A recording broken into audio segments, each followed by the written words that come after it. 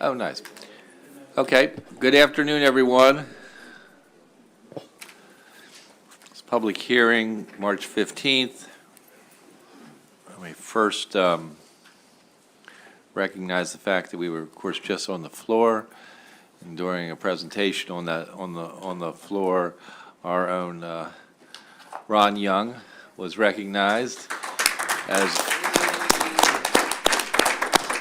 the first citizen. Well deserved for your many, many, many years. What did you say, 53 years? Since your first election, and all the work that has gone on in between that, both in your local community and across the state. And we're very proud to be serving with you. Today we have 5 bills, and this is the order. Senate Bill 1010, 946, 919, 929, and 947. And I'm going to start off with 1010. Of course, this is the President's bill, and unfortunately wasn't able to be with us this afternoon. We all know how important this is.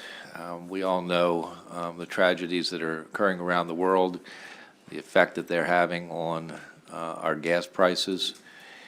We know that our constituents all across the state are seeing an increase, an very unfortunate increase in the cost of gas. And of course, our first thought as a committee and part of leadership and the President's first thought was, how can we help a bit? And that's what this bill does. It simply suspends the gas tax for 30 days. Some, of course, wonder what the cost of that is. We're estimating at about $98 million. And I know some have been concerned about the cost to the Transportation Trust Fund because of that. And we have already, we passed out, as you all know in this committee, passed out of, in our budget that will go to the floor this week, $98 million from our general fund to the Transportation Trust Fund to backfill that, to ensure that the fund is still in good shape. I know that we all want to do the best we can for our constituents, and that is the bill. I'm going to bring up witnesses unless anybody has any questions. Okay. First up, Kirk McCauley.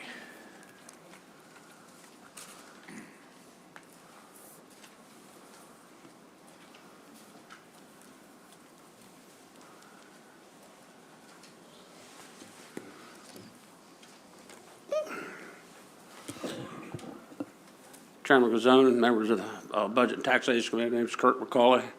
I am a representative of the Service Stations Convenience Store Association, WMDA.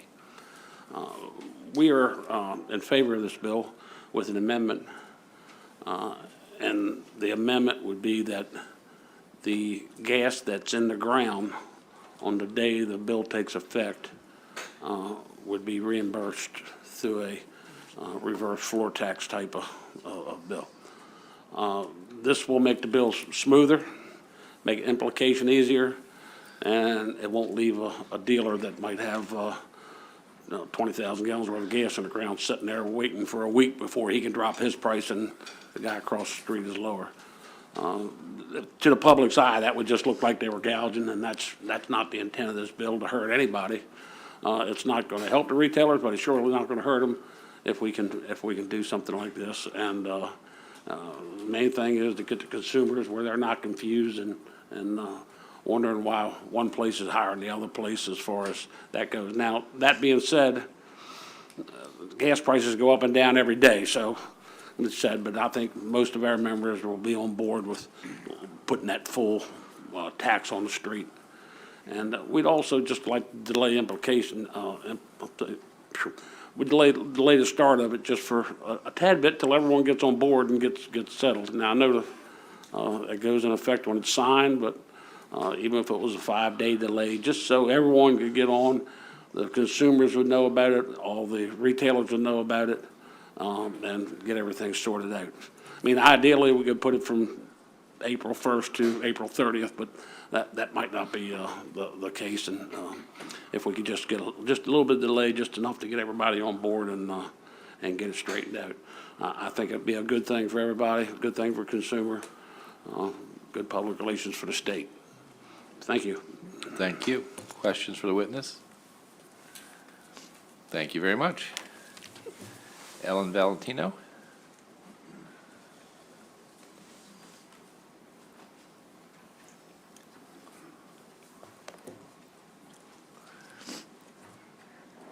Thank you and good afternoon. My name is Ellen Valentino. I'm here today representing the Mid-Atlantic Petroleum Distributors Association, and we are the ones that distribute the gasoline from the rack to the service stations. And we are in support of the legislation, and we understand the need to want to move swiftly and forward. We hear it from our customers. We hear it from our retailers. So we do appreciate the bipartisan action and operation moving forward. There are a couple of points that we just felt so important to mention here today. And just as a reminder, okay, that gasoline sales is a global market. And I only say that here at the microphone because prices change on a normal market maybe twice a day. On a market like this, it could be 4 to 6 times a day as the supplier picks up. And so that's all. I just say that as expectations begin to rise, that there just be that recognition that people understand that. Kurt brought up 2 important things, and that is the inventory that's been distributed and in the ground. We do think there's a solution here. It's an administrative solution. It's not a gutting amendment, but it's an important one, I think, that needs to be considered. Otherwise, the relief that has been so anticipated, not saying promised, may not be felt as quick as a signature by the governor on Thursday night. And I just raised that. I think that can be addressed. And then the date certain. And I know that's the harder one. That's the harder one. But there has to be a time certain. Maybe it's 3 days after the signature, something. But effective upon immediate signature becomes something that I thought about it over. It just doesn't work that way. I mean, I know it works that way for you, but it just doesn't work that way from here to the sign, right? And so something that is fair, understandable, gives the dealer an opportunity to go out and take a measurement, calculate that, report to the comptroller, and get that relief as quick as you hope to the street. So that's our statement here today. This is not a negative statement, just some important things that we felt needed to be heard. Very good. Questions? Senator Alford? Thank you, Mr. Chair. Thank you, Ellen. Just a quick question, because I think we all understand that stations will already have gas they paid a floor tax on that's sitting in there, but how long does that typically last? Understanding every station's going to be different, but in terms of a couple days supply, what does that look like? You know, that is a hard question, because you have stations that have 25,000-gallon tanks, maybe 6 of them, 3 of them. And you have stations that still are operating over our small tanks. You know, in fairness, I think that if we get, and we have had some productive conversations trying to prepare our regulator, the comptroller, with quick implementation. You know, I think 5 days would be fair, 3 days to be fair, immediate's not. We just need to be able to get the word from them to our members at a date certain to go out and take the test. What do you have in the ground? And then submit a form that generally is developed by the comptroller. This is not uncommon when you guys do other tax raisers that affect the industry. That's filled out, sent in, and then get remittance back. And, you know, I hope there's a commitment. I think there is. I don't want to speak for any policymaker on this matter because, but to move quick in getting that money back into the distributor or the small business owner that would be sort of sitting on it, if that makes sense. I hope that's helpful. Thank you. Thank you. Thank you, Mr. Chair. Senator Solly? Thank you, Mr. Chair. I think it's of importance, this being an emergency bill, that we know what it is. It goes into effect after it's signed. But I think it's important at the same time, if we could find by averages of, you said there are bigger tanks and smaller tanks. If we could find by average exactly maybe the time frame that we could apply this and to help the constituents. Is there some way by averages we could find that out? It would be helpful for you, but be helpful for us too. Yeah. Let me deliberate and think. If there is something I could have more to say, I'll come back to the committee and the chairman. I'm probably not going to get there, just going to be honest. Some volumes are quick. Sometimes volumes are quick. In other parts of the state, it's not as quick. It's not as quick. But if we had a time for the state, the regulator, to send out, this is the date, 48 hours, 72 hours, midnight at this date, at this time, or that morning, the test can be taken. We just need an opportunity to disseminate the timeline and the fairness. And you want that too, because people, for what, I know this is not fair, and I've tried to temperature this myself. The anticipation and expectation is what? People are going to get up, the bill's going to be signed, and a walk out, and there's going to be a 37-cent difference at the sign. And so, you know, we want to try to meet the goal at the curb, if that's fair. Senator Eckert? Thank you. Ellen, can you be as specific as possible with the actual impact for those distributors, those smaller distributors? Because my understanding is they've already paid the tax when That's they correct. get the fuel. So how does that upset their Right. revenues? Right. So I don't want to speak for Kirk McCulley, but I'll give you an example that he and I talked about, and he's articulated both in the media and here. An example would be this. If I am a dealer that has little inventory in my tank, and I get the first load that tax has not been paid on, my price is going to be much lower. Well, maybe, I don't want to speak on pricing, I'm telling you guys, I want to be careful, but the price, there's going to be a 37-cent unfair differential from that one station to the other that might have a full tank that's already paid the 36 cents, and is trying to recoup it because it's already paid, if that makes sense. And I can tell you, it's just important to know, and I only look back at my mother, you know, she'll cross the street for half a penny, or she would cross the street for half a penny, you know, and go out of her way. So that's the impact. Just, you know, try to make it as as even as possible, But you're going to have one station that may have the tax-free gas in the ground, and the other station that has a full tank with full taxes paid. How do you wake up as a business owner the next day and compete against that? So the solution will be a time certain, quick, a stick, a rebate to the comptroller, with the hope that he gets the money to that business owner as soon as possible. And I feel confident there's a level of commitment there to try to make that happen, but I don't want to speak for the comptroller. Great, thank you very much. I just wanted to get an idea of the moving parts. Yeah, So sure. that the transition and implementation can be thought through. Thank you very much. Thank you, Mr. Chairman. Thank you. Senator Edwards? Yeah, most of the newer stations don't stick. They have readers. That's right. They're already in the tanks. All they gotta do is push a button. It reads out, probably more accurate than sticking it, but it gives you a backup, Yeah. on that. And, you're never gonna gauge, because I used to be in the business. Depending on the brand and that and this and where you're located at, some of them sell out real quick and some of them take a good bit of time. So if you're asking for, maybe I'm not hearing you right, this takes effect tomorrow night at midnight. You read it at midnight, and you get reimbursed from the comptroller for the gallon need you have in the tank. Everybody then's on a level playing field, and you start the next day. Or am I misreading what you're saying? That's what we're saying.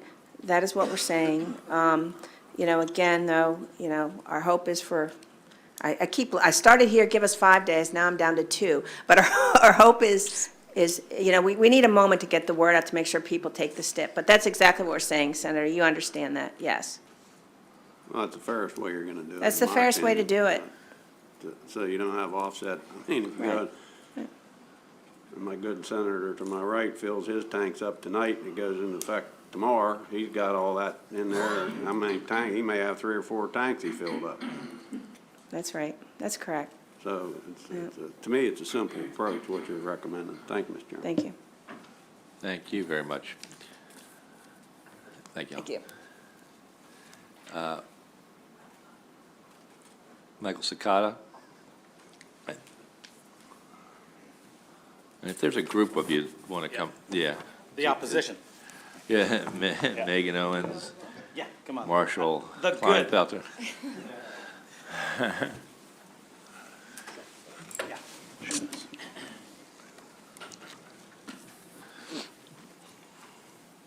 Begin, whoever wants to go. Yep. Sure, I'll start. Ladies first. Good afternoon. My name is Megan Owings. I'm a third-generation owner of David A. Bramble, Inc. We're a heavy civil general contractor located on the eastern shore of Maryland. On behalf of the 200 employees at my company, and as a member of the board of directors of both the Maryland Transportation Building Materials Association, sorry, Mike, and the Maryland Asphalt Association, I offer the following. The 2013 implementation of the gas tax was hard-fought and included a lockbox on the fund. The lockbox was critical for the transportation industry to preserve the funding necessary for the maintenance and improvements of the state's infrastructure. This emergency bill circumvents the lockbox and sets a bad precedent for doing so. While I understand the desire to give relief to the high cost of fuel, the transportation industry should not bear the entire burden. Maryland's Transportation Trust Fund isn't keeping up with the state's highway needs today. With the suspension of the gas tax for just 30 days, as indicated earlier, that means nearly $100 million less of an investment in Maryland's infrastructure, at a time when we're poised to maximize every penny of the state's funds through the Infrastructure Investment and Jobs Act. This is a short-term fix with long-term ramifications to Maryland's infrastructure without the commitment to replenish the fund. 60 Minutes featured an interview of U.S. Secretary of Transportation on Sunday night. Anderson Cooper asked the Secretary, how is it possible that a country like the United States gets a C- on infrastructure? Secretary Buttigieg responded, quote, well, you get what you pay for. I urge the legislature to recognize the critical importance of investing in Maryland's infrastructure, and thank you for being proactive in your opening remarks indicating that this will be addressed. Thank you. Yeah, you can keep going, whoever wants to go next. Good afternoon, Chair, Vice Chair, and members of the committee. Thank you for the opportunity to testify on SB 1010. For the record, Mike Sakata. I'm a president and CEO of the Maryland Transportation Builders and Materials Association. Yes, we've got a lot of requests to change that name. M2A represents over 200 transportation construction firms, which represent over 20,000 employees in the state of Maryland. Let me begin by emphasizing that M2A sympathizes with every Marylander who has been feeling the pain at the pump over the past several months. We understand as well as anyone the pressure that skyrocketing gas prices can put on a budget, and we would certainly support reasonable energy policy initiatives aimed at increasing our energy independence and decreasing the average cost of gas. At the same time, however, we are concerned that the push behind the gas tax holiday is myopic in that it fails to consider alternative relief proposals that would have a greater impact on more Marylanders, namely reducing the state's sales tax for a similar period of time. Based on the DLS data from last year, reducing the state sales tax would actually cost the state $62.5 million per percentage point per month. Thus, a proposal backed by MTMA to cut Maryland's sales tax to 4%, so 2 cents per 1 month, would approximately be about $125 million. In addition, targeting the sales tax would expand the potential universe of residents who would have benefit from this action. Estimates that 2 million drivers would benefit from a gas tax holiday, saving only an average of $22 per person per month. On the other hand, 6 million Marylanders would benefit from a sales tax holiday. Cutting the gas tax only benefits those with cars, so lower income residents of our urban regions who depend on mass transit to get around and who need relief the most will gain nothing from the bill as proposed. They would see the impact of a cut to the state sales tax, however, on every receipt from the grocery store, every trip to the pharmacy, and every visit to a closing store.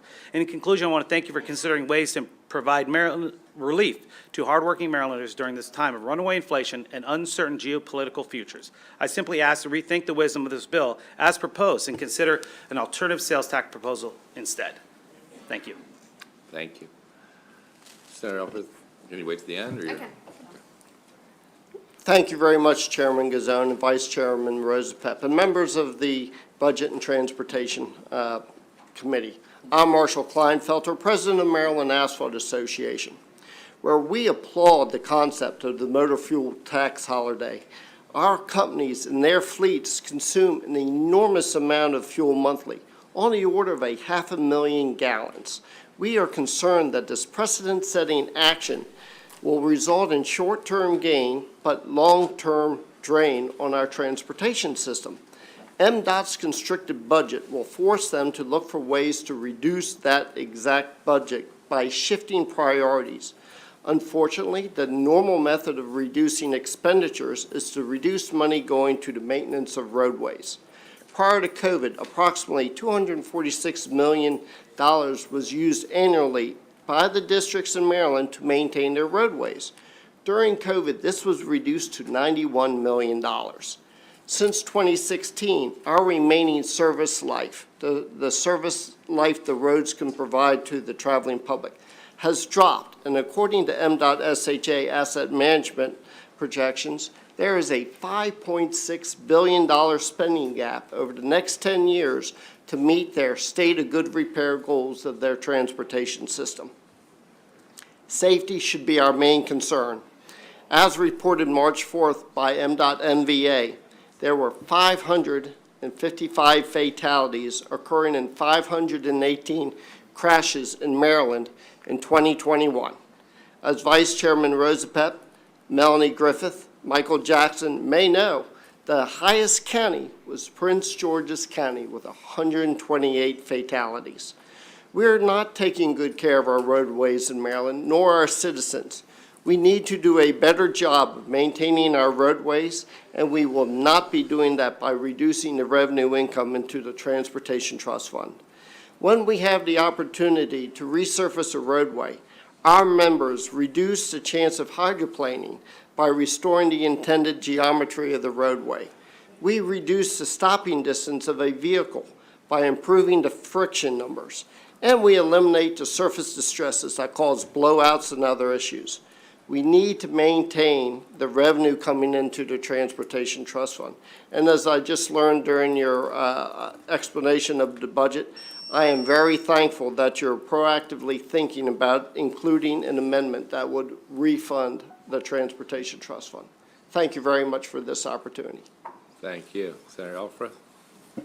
Thank you, Mr. Chair. I'm just glad that we all agree that we have an almost untenable backlog of roads to resurface. And just last week where you were sitting, we had dozens of local and county officials asking us to please protect that roadway money. But they also told us about the exorbitant costs of asphalt, and to the point where very few of them might be able to afford to resurface with asphalt. So can you tell us a little bit more about the cost inflation or the market projections of asphalt? Because I think we all want to achieve this goal, but there are multiple kind of challenges to it. I wish I knew the answer, Okay. because I would win lotto this week Okay. and not have to worry about this. The price of asphalt, the liquid binder that holds the matrix together, is currently $601 a ton. In 2008, it hit over $800 a ton. That's only 5% of the mix, so only 5% that goes into to glue everything together. Will it fluctuate? Yes, it will fluctuate, but it's going to fluctuate at the same rate as all the petroleum products that we consume, whether it's gasoline, diesel fuel, or jet fuel. Will that go up and down? I don't know. The WTI was down yesterday, down to under $100 a barrel, I believe. So it's very hard to project what it will cost. The nice thing is, in the state of Maryland, you always get the best cost per unit item. And the reason is, when a contractor bids a job, we bid it at a certain amount for that liquid ton. If it goes up, we are reimbursed for it. If it goes down, we're deducted for it. So the state of Maryland is always getting the lowest cost for that unit. Okay, thank you, Mr. Chair. Thank you.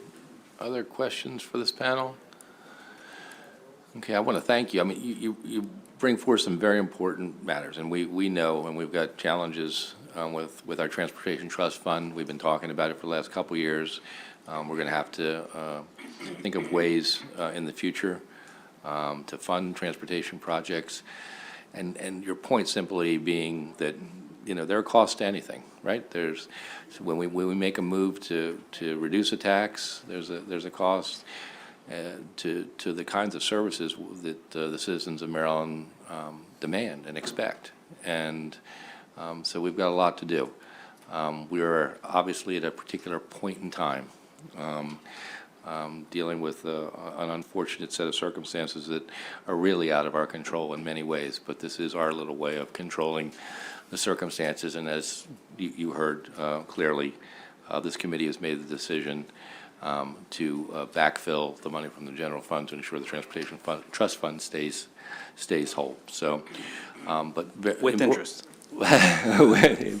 important testimony. Thank you very much. Thank you all. Thank you.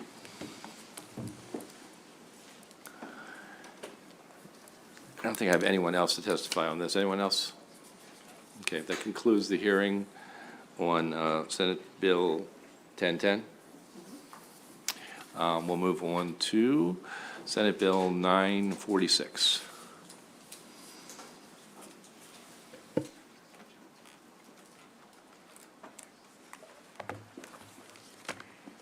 Good afternoon, colleagues. Okay. For the record, Senator Mary Washington, I'm happy here to present for you Senate Bill 956, highway user revenue. Yeah, where's this presentation? Start right there at the beginning. Start from the, excuse us.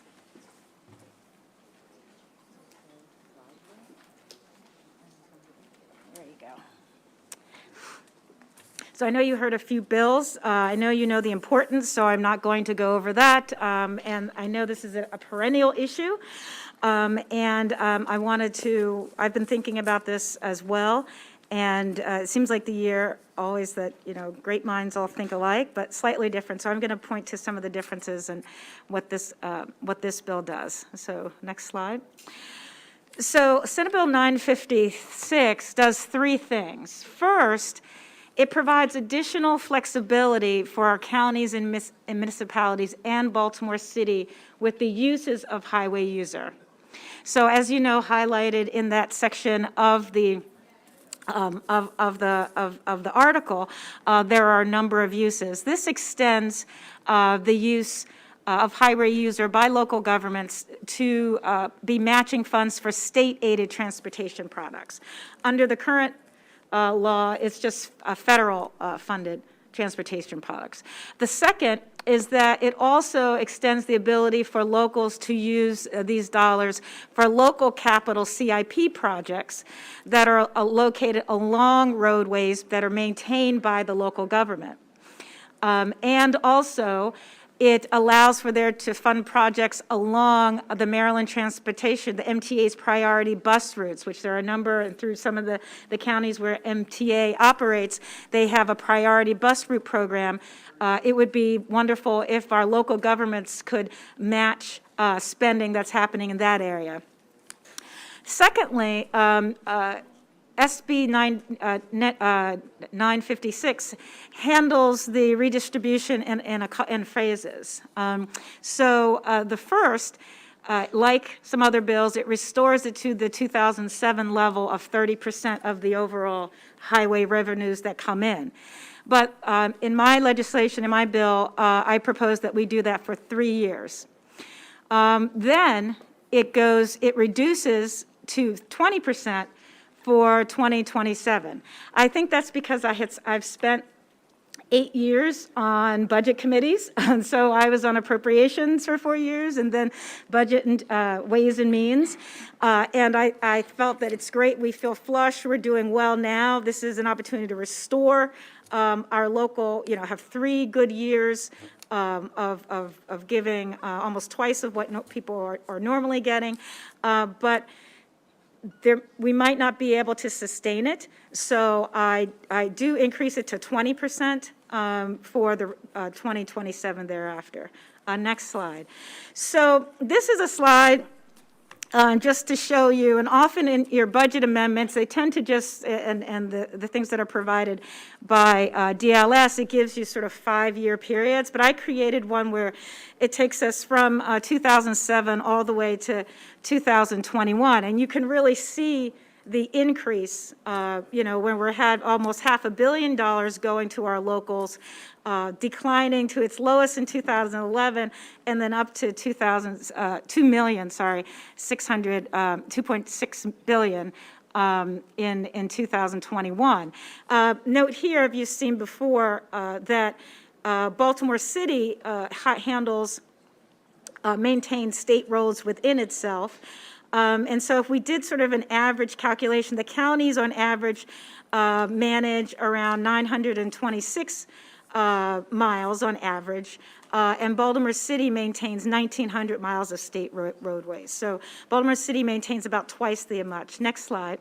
The other thing I want you to know, if you go back to the next slide, it's interesting, the rate of increase from 2014 to 21 is a little high. It's a little inflated because that's the point in which the capital grants actually are calculated into the highway user. Next slide. Want to tell you what some of the differences are between SB 400 and SB 726.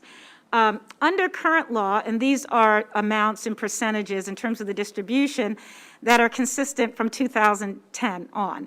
So under current law, Baltimore City gets about 7.7% of the total highway user. Counties get 1.5%, municipalities 0.4%. You're very familiar with this.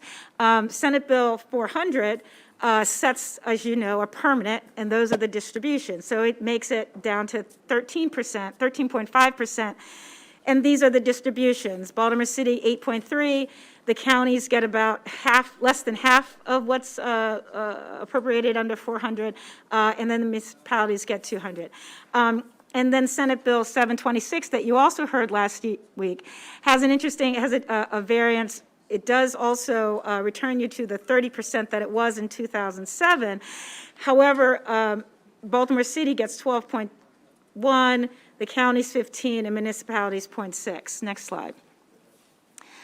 So SB 956, as I said, returns to the local share, and it proposes the following distributions. Baltimore City, 15% of the total, counties 10%, and municipalities 5%.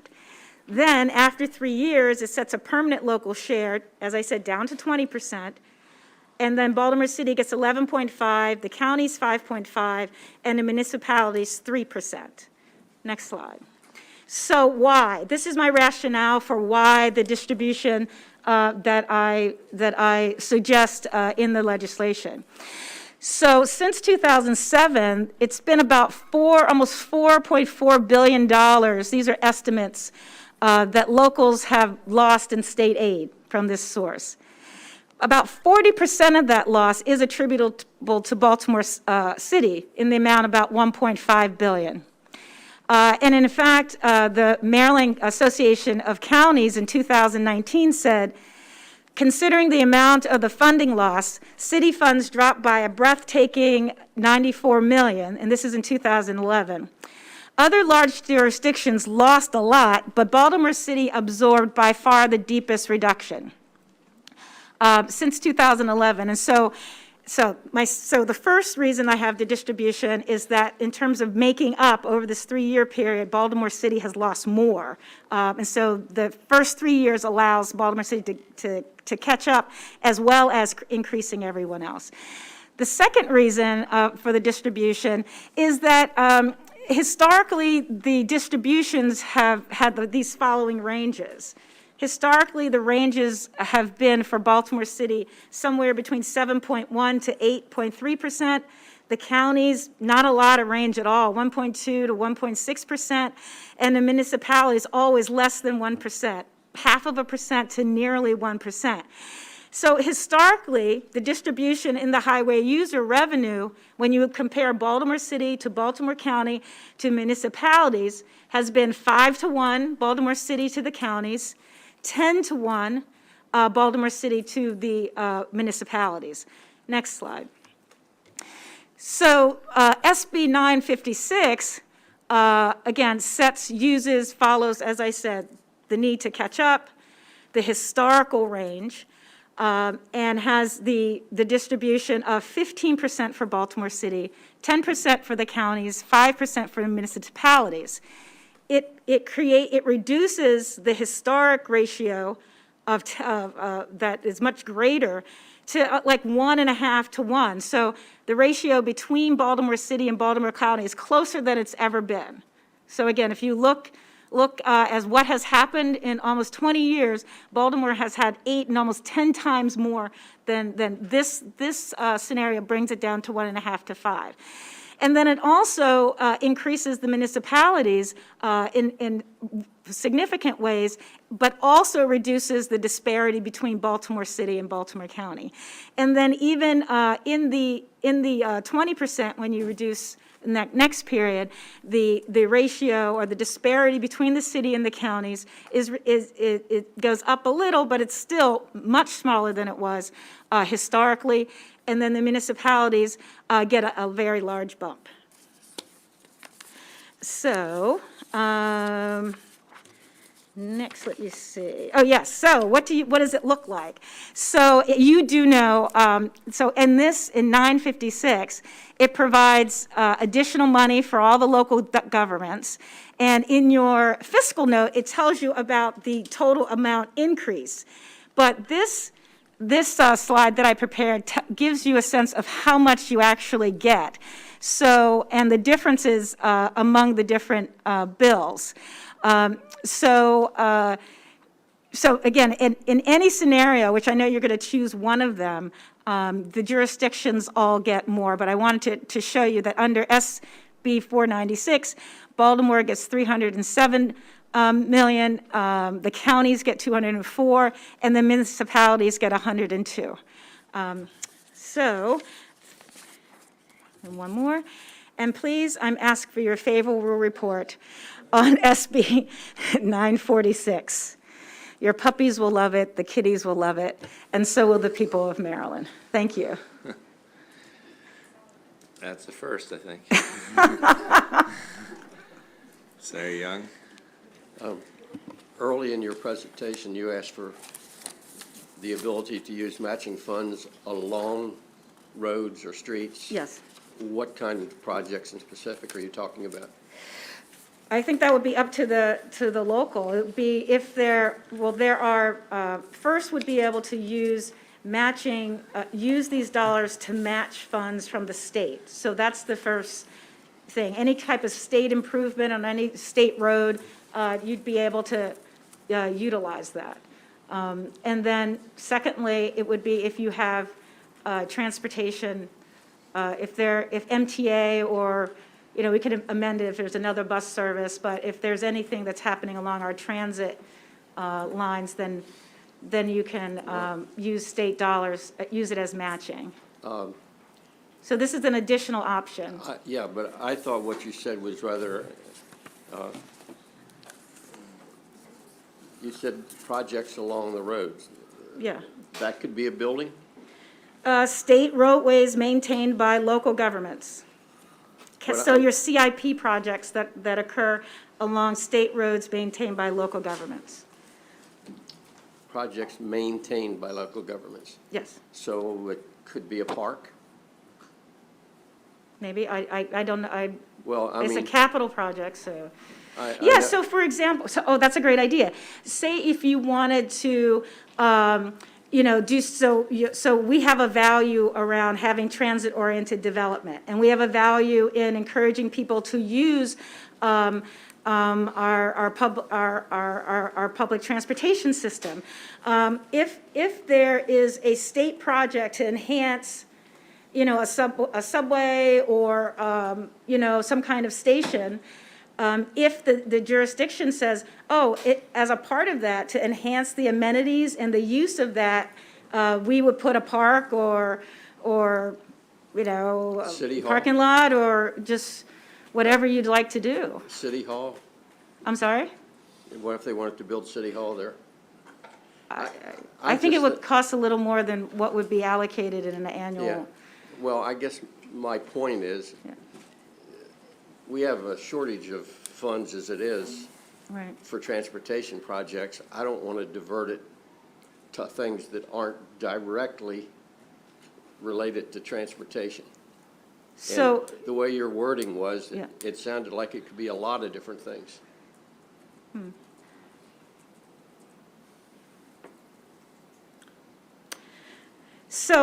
what gave me this idea is that actually, I should have pulled it up in anticipation of this. There is already, so I read the entire code, and there's already special pullouts for jurisdictions to use their highway user money for projects that are not, strictly transportation. And it's happened all over the state. And by the way, not Baltimore City, but other jurisdictions have done that. And I could have done that. I could have just presented a bill that says, in Baltimore City, you're able to use highway user. But I thought, wow, other municipalities might want to be able to have that flexibility. Other city councils might want to have that flexibility. So I put it in the general bill. But in the rest of the code, there are other uses for highway user that don't follow that strict definition that you're Can you give me you're an implying. example? of where- I will send that to you. I didn't bring that part of the bill, but I will send it to you. Okay, I'm just concerned that it would start diverting funds away from actual transportation or actual fixing roads or Right. whatever. And I Yeah. don't want to support something that does that. Sure. This is I'm offering an idea, so the committee's free to do what it wishes, but I think some flexibility on matching, but you're fine with the matching of the state-aided transportation projects? Well, I'll look at it, yeah. Right, okay. Okay. We have a panel. All righty, thank you. Thank you. Angelica Bailey, Michael Sanderson, Laura Price.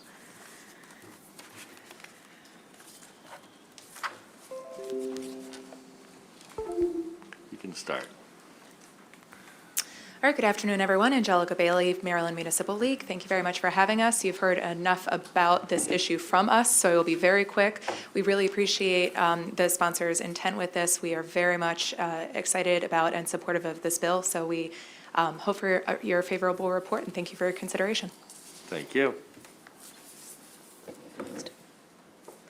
Chair Gazone and friends of this committee, I'm glad to have the opportunity to be before you again. I'm Laura Price, President of the Maryland Association of Counties and member of the Talbot County Council, testifying support with amendments on SB 946.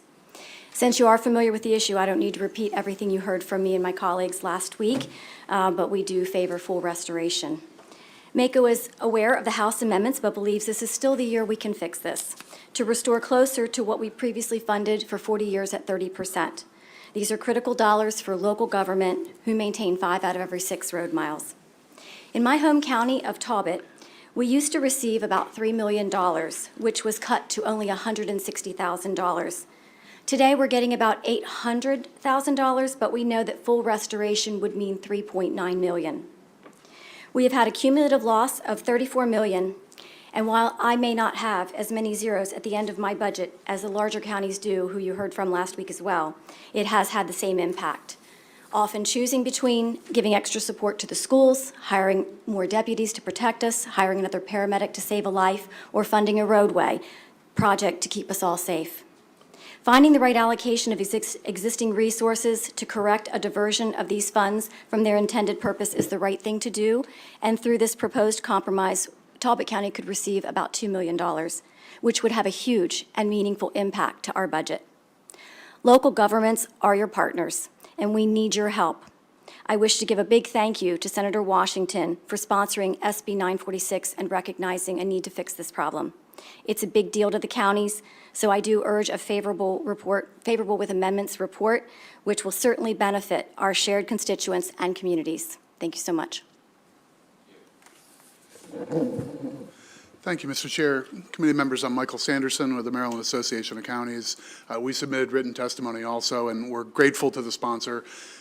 This bill recognizes that this is the moment to fix this issue. And the oncoming wave of federal infrastructure funds make it as clear as day. If all you did was say, for decades, the Maryland way has been to take these dollars and carve 30 cents on the dollar and send them to those local roads and bridges. If that's all you did, what's coming for just roads and bridges, not for all the other functions, just roads and bridges, is on the neighborhood of $4.5 billion coming to Maryland. 30 cents off the top pays for 4 full years of highway user funding for everyone, Baltimore City, all the counties, all the municipalities. You have the window of opportunity to do this. It's not a bonus, it's not a catch-up funding. That's just what we've been doing forever. So that's why so many bills, that's why so many local leaders have been at this table saying this is the window to do this. So Senator Washington, the specifics aside and the questions about uses of funding and so forth, I don't think we take any deep philosophical issues there, but the window is open to really tackle this issue, and we hope you take that opportunity. This is the year. Thank you. Senator McCray? Thank you, Mr. Chair, and just want to lift up Madam President. I think I met you a couple weeks ago, and I've seen you 3-4 times a week at this point now. But to make on MML, I guess the House has a vehicle that's being sent to the Senate or in the Senate at this moment. If you could just speak to the differences between the HUR bill we discussed last week, the bill that we're hearing at this time, and the House version that's coming towards us. You want me to? Sure. Senator, thank you very much for that question. So the bill that we have before us this afternoon has the pot that we start with is a little bit bigger, and the percentages that every level, Baltimore City, the municipalities, and the counties get is also larger for a slightly longer period of time. So at the end of the day, this bill would give more money. My understanding is also the intent would be for the funding from this to come from the federal infrastructure money, which I am not sure is the case with Senate Bill 726. I think I may speak to that a little bit. The nuts and bolts of the House bill, so the House had a bill that's identical to Senate Bill 726, which you heard last week in this committee. The House cross-file is now on the floor of the House and passed second reader this morning in an amended form. It's 4 years of funding, and then the cliff effect returns. And during those 4 years, it's, in my judgment, a pretty modest increase in funding for each of those years. So for each of the 3 units, Baltimore City goes up by 0.2, then 333. The county government share, instead of going from 3.2 to 15, that's full funding, goes 3.2, 3.3, 3.4, 3.6. We end up at 3.6. And Baltimore City, trying to get to 12, instead goes 8.8. It's like 8.3 to 8.5, 8.8, 9.1, 9.4. It doesn't even get close. So you end up at the end of the 4-year phase-in of the House bill with Baltimore City behind by almost $60 million a year, more than any other jurisdiction, and the counties behind by still $270 million a year. So it pushes back that cliff effect, but it's not making up any ground. It's barely treading water. So there's a big difference between the bills as introduced before in this committee and what's now on the floor in the House. Big difference. I think one comment. Just want to make a quick comment on that. Senator McCray's bill, and thank you, of course, that was full funding. And as far as the differences with the administration bill, SB 400, at least that makes it permanent. while there's, what's on the House right now is very incremental and just a few tenths of a percent, the concern is that we fall off the cliff completely again in 4 or 5 years. And so that's a difference between what's on the House currently and what the SB 400 is. While it doesn't get us any additional money in that particular bill, at least it makes it permanent rather than cutting it back in half again.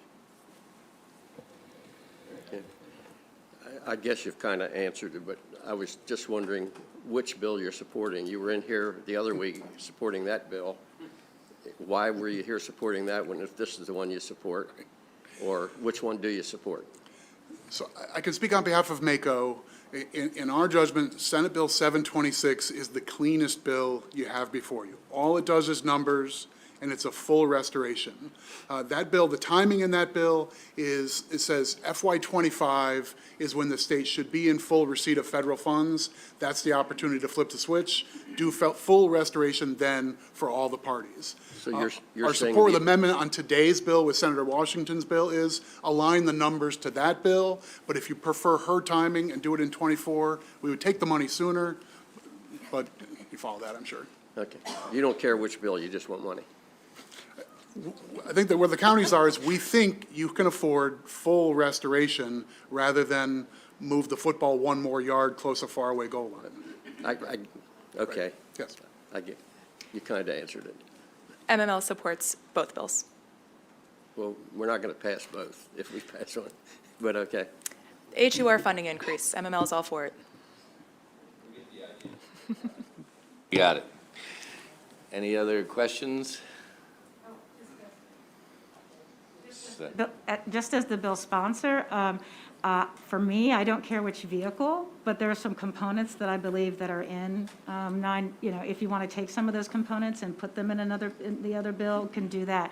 But for me, my goal was that we get the full funding, but we do it in a fiscally responsible way, which is the only reason that I put we do it for 3 or 4 years, see where we are, and if we can continue. But this is your bill, the components of it, please use it to make conditions better for our counties, our municipalities, and Baltimore City.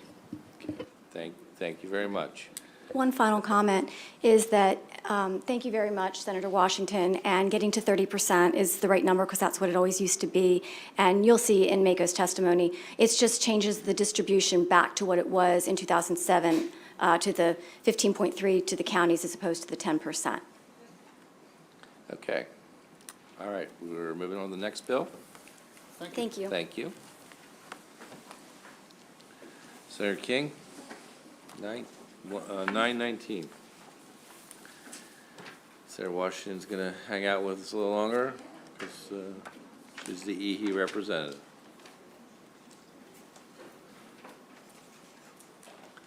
Let's do this again. Okay.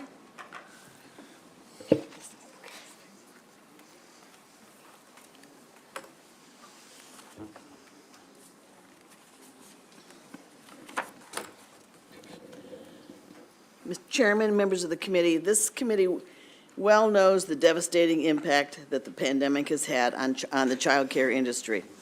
Despite some support from federal and state grants, Maryland has lost thousands of child care slots. We are looking at several different ways to help those child care providers who have survived while also working to encourage new providers to enter the industry. Senate Bill 919 is another way in which we can help providers to grow, and it does it with a very specific intent to grow programs in rural and underserved areas with a focus of targeting providers who serve primarily low-income populations in areas of high poverty or serve children with special needs or serve children ages 2 and under. Senate Bill 919 establishes the Child Care Capital Support Revolving Loan Fund with a state investment of $30 million over the next 3 years. The interest-free loan will be managed by the State Department of Education and can be used for acquisition, expansion, renovations, and new construction. The loan must be repaid in 5 years, but the department can establish a financial hardship exemption allowing additional time to repay the loan. We need to continue to invest in child care businesses in order to ensure that Maryland families have access to safe, quality care. This legislation will allow providers to grow and will be another step in improving access, so I ask for a favorable report. Thank you, Senator. Your panel can get started. You can introduce yourselves. Good afternoon. I'm Laura Wheel-Dryer from the Maryland Family Network. Thank you for the opportunity to testify. National experts agree that facilities are both a barrier to childcare and are closely linked with program quality. At Maryland Family Network, we're in daily contact with childcare providers, and we can affirm that this holds true locally. Facilities are a huge obstacle to operating childcare. Licensure has, as you would expect, exacting requirements for the health and safety of our young children, and those requirements make finding a building extremely challenging, especially for an industry that has always operated on the thinnest of margins and then was devastated by the pandemic. Accessible, high-quality childcare is a public good that supports the development of young children, working parents, strong families, and a robust economy. This is a much-needed step in acknowledging the challenges of locating, purchasing, or leasing and renovating a facility for childcare. In addition, tying the access to the loan to participation in childcare scholarship is a beautifully aligned statement of values that prioritizes serving our most vulnerable children and our most under-resourced communities. We know that not every family in Maryland has equal access to high-quality childcare. Senate Bill 919 is an important step in addressing that concern, so we urge a favorable report. Thank you so much. It's okay to go. Many thanks to the chairs and the committee for this opportunity. I'm Christina Push, Executive Director of the Maryland State Child Care Association, representing over 5,000 child care, early childhood professionals. The Maryland State Child Care Association appreciates the leadership and advocacy of Senator King, as well as the General Assembly, to champion important child care legislation. MSCCA enthusiastically supports Senate Bill 919 to establish a revolving, non-lapsing, no-interest loan fund specific to child care providers who agree to participate in the Child Care Scholarship Program. Prioritizing child care for no-interest loans for recovery efforts aligns with the understanding that child care is essential and an economic driver. MSD reports 855 licensed child care programs have closed since March of 2020, a decline of over 10%. We went from 7,933 businesses to 7,078 businesses, and more continue to close fully or unable to open classrooms due to critical staffing shortages or still suffering from decreased enrollment from the pandemic related to these issues and are not able to keep pace with record inflation. The only way the majority of the child care businesses have survived thus far is due to PPP loans, emergency relief loans, and federal grants specifically designated for the child care industry as it's essential to the economy. Wide-scale closures of private child care options create significant shortages beyond the shortages that already exist today in child care deserts. Maryland already faces a lack of infant slots, and many private providers deliver wraparound child care to school-age children as well, so a child care shortage would impact families with children of all ages. COVID-19 has negatively impacted most small businesses, but especially child care, as they have always operated, as my colleague said, on razor-thin margins, and as highly regulated, tuition-dependent businesses primarily owned and operated by diverse women. Child care is limited in solutions without support, as they do not want to pass on these costs to parents, as many working families struggle to pay for child care. Recovery efforts and resources are necessary to rebuild a stronger child care infrastructure for families and support Maryland's workforce. SB 919 is acting to offer opportunity for expanding access with an understanding of prioritizing the need and by using an equity lens as a component of capital loan funding participation. MSCCA requests a favorable report. Thank you. Hello, everyone. My name is Carolina Reyes. I am the owner and director of Arco Iris Bilingual Children's Center in Laurel, Maryland. I am here today because I really want you to hear the testimony from a child care provider perspective and why it's important that you are favorable of this, bill. A lot of my colleagues has faced, and particularly I have faced, situations where I have been facing where I don't have money. I don't have money to continue my unique bilingual quality environment that provide bilingual education for my families. Unfortunately, I want to just highlight that I have heard that some people have said that a lot of the child care providers have received a lot of grant money, However, I want to just to highlight that each one of the situations that family childcare providers and centers face are different. For example, I had to face the closing of my center last year, and I had to relocate and open again because I want to continue providing the high-quality environments that I do for my families in a unique bilingual style, or to embrace the diversity of our Maryland. I also would like to just highlight again that this bill will be able to continue to provide the support for the brown and black minority women who work in this field. So please, I ask for a favorable report, and thank you for listening to me today. Gracias. Thank you very much. Any questions for this panel? I apologize for having late. It's very nice to see all of you here today, including Ms. Reyes from Laurel. My question, I guess, you've had lots of problems. I'm totally convinced. Everybody's totally convinced. Looking forward, we get the workforce issue. We get the lack of people competing with Amazon, all that stuff. So leave that aside. Do you see the demand for child care services, effective demand that people can pay for, coming back? Or is the demand side messed up too? I would say that the demand has returned. I think families right now are feeling more comfortable that the COVID cases has, decreased. So for instance, right now I am receiving like 5 new students to my center because family are, once again, feeling comfortable to return to the child care community. And once again, many of us who provide quality education would like to come to my center, and that is why I would love to continue having the support so I can maybe increase it to a bigger, a center, and also to add that the blueprint is coming. So now we are gonna be competing with the state, and we would like to remain viable. We would like to remain to provide, uniqueness of what we do in our center. We are able to work more one-on-one with the children, so this money would allow us to be able to use for accreditation, for like all the things that it says in the bill. Thank you very much. Can I add one thing to that? I think as a state, we're going to have to get more savvy about matching supply and demand, which we do not do very well right now. So this bill highlights a few special categories of demand, like children with special needs, infants and toddler slots. Carolina spoke about bilingual needs.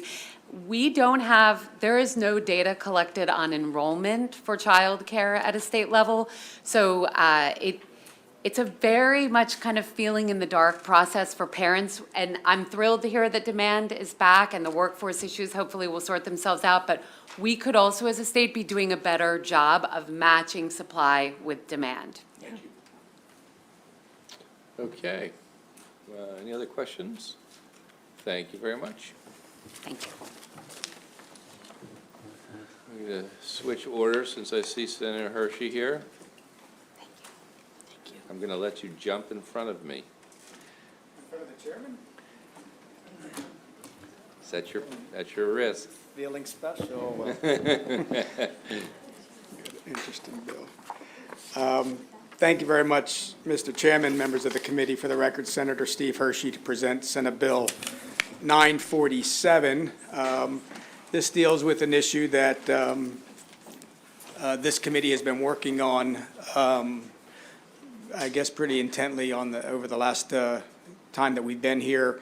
This committee passed Senate Bill 59, Senator McCrae's legislation that is certainly putting us in a better position to handle all the issues that are going on with the toll collection and Easy Pass for the tolling facilities in the state of Maryland. So with that in mind, Mr. Chairman, Senate Bill 947 does 2 things. One, it places a pause on charging the civil penalties until at least 180 days after the backlog of Easy Pass toll charges have been mailed to customers.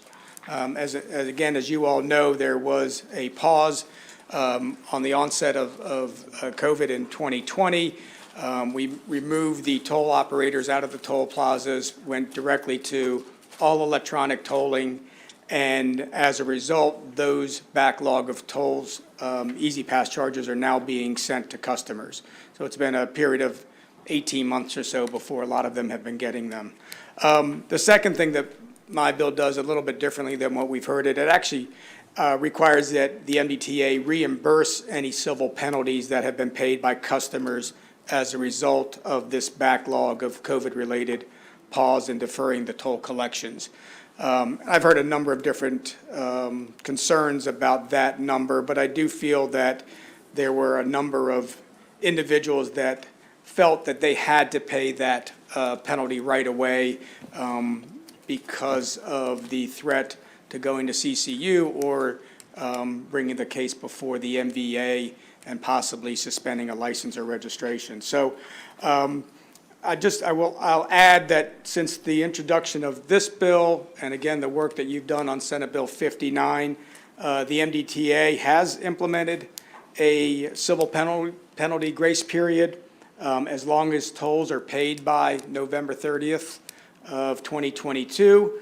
I think that's a very positive step in what they've done, and I think that is definitely because of the work this committee has done and what they've heard from all of us as legislators and our concerns. So that's a great first step, and I do want to commend MDTA on increasing the number of customer service reps as they've done. I understand call times and wait times have decreased, and there's an overall customer satisfaction is up as a result of some of these changes. So, Mr. Chairman, this bill is probably a little bit late as far as getting some of the things done that we've already seen in Senate Bill 59, but I still thought it was important to be able to respond to the concerns of many, many constituents and many, many individuals that have used the toll facilities.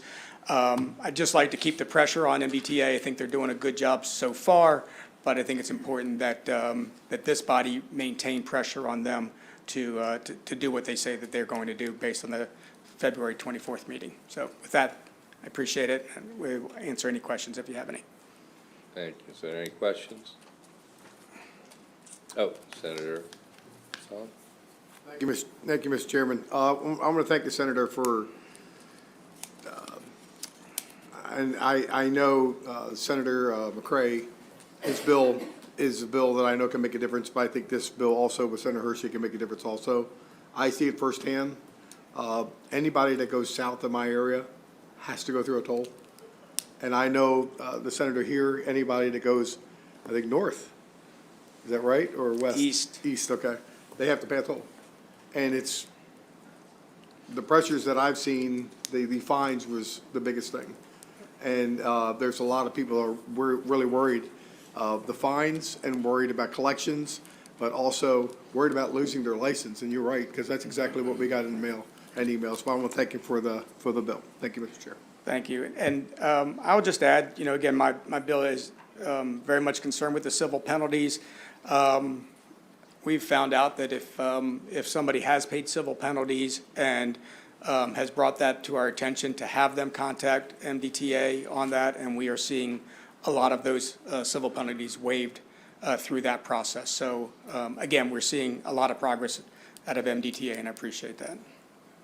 Thank you very much. Thank you, Senator. Thank you very much. I don't have any other witnesses for the bill. Okay, last but not least, Senate Bill 929. Very simple, straightforward. When we passed sports betting, wagering, we did not anticipate the fact that local governments would be interested in taxing the proceeds of that, and all this does is forbid it. I think we have one witness, Mary Lanham. No? Oh, it's just written. I see. So no witnesses. Any questions? Okay, that concludes our public hearing for today. Do we need to break for a voting session? What time is? Oh, I switched that to 2. We had to switch that to 2:30. Okay. Okay, how long do you think that'll be, Senator? You got any ideas?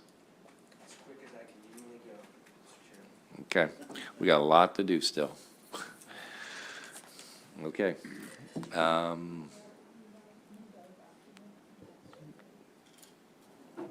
Let's, do we turn off?